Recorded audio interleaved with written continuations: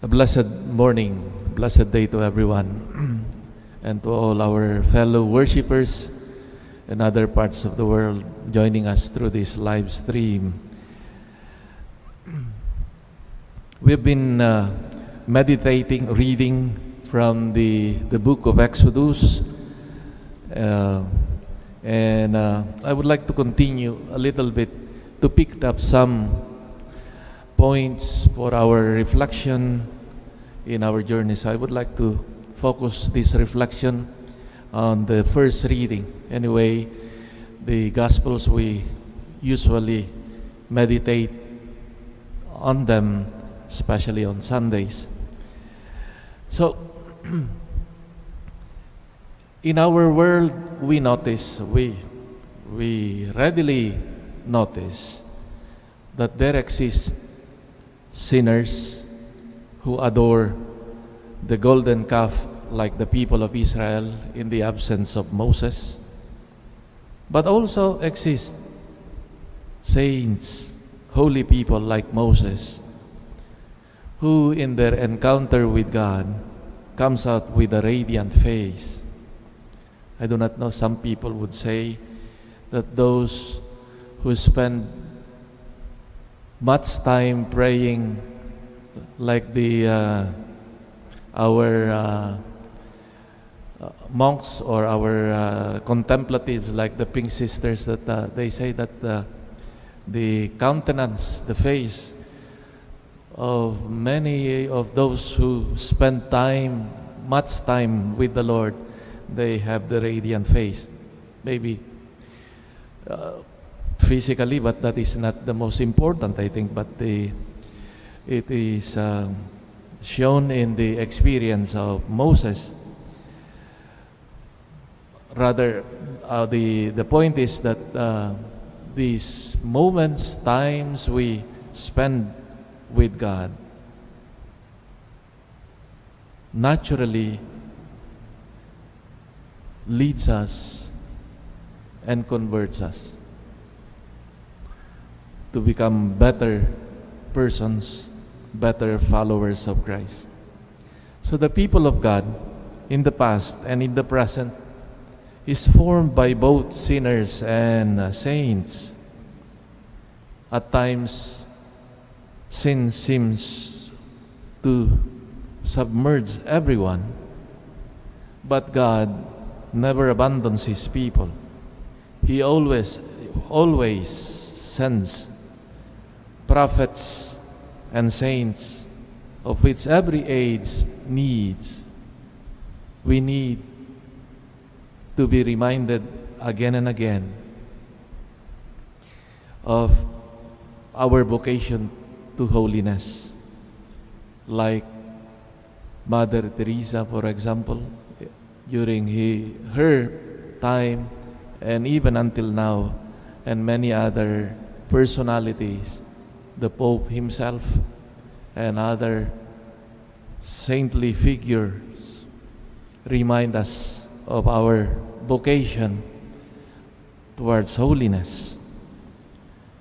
And we need these people. Some men and women allow themselves to be permeated by the light and fire of God, and who accept to do the role of mediator, proclaimer, herald to people, mediator between God and humankind. These are the men and women who usually side with the part of the commandment, with the will of God, and live according to that commandment and convince others to live according to this. But even saints cannot do anything at times against pride and self-sufficiency. So we need to allow ourselves to be pervaded by the luminous face of God. It is necessary to approach always, God, like Moses, in order to imbibe the radiance of his life, of his teaching.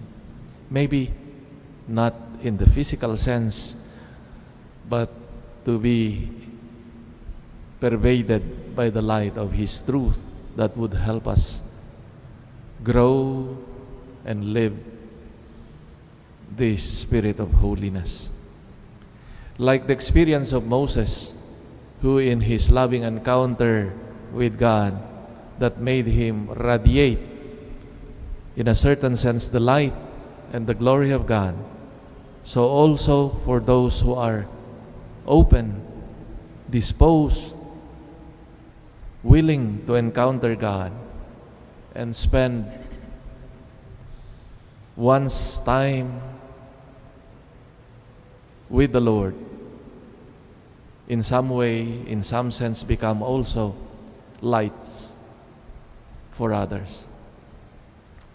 So may our frequent encounter then with God, in prayer, in worship, in seeking His will, in our study and search for His truth, help us radiate this light to our world, especially to those who are around us. And the question of the gospel is, which one is that great treasure and great pearl of our lives? No other than God Himself.